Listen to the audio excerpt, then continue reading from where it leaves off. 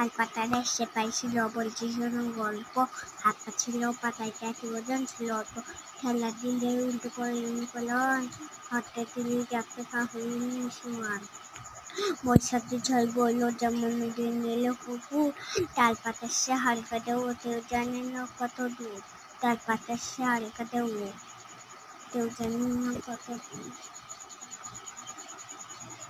1 2 3 4 আটা।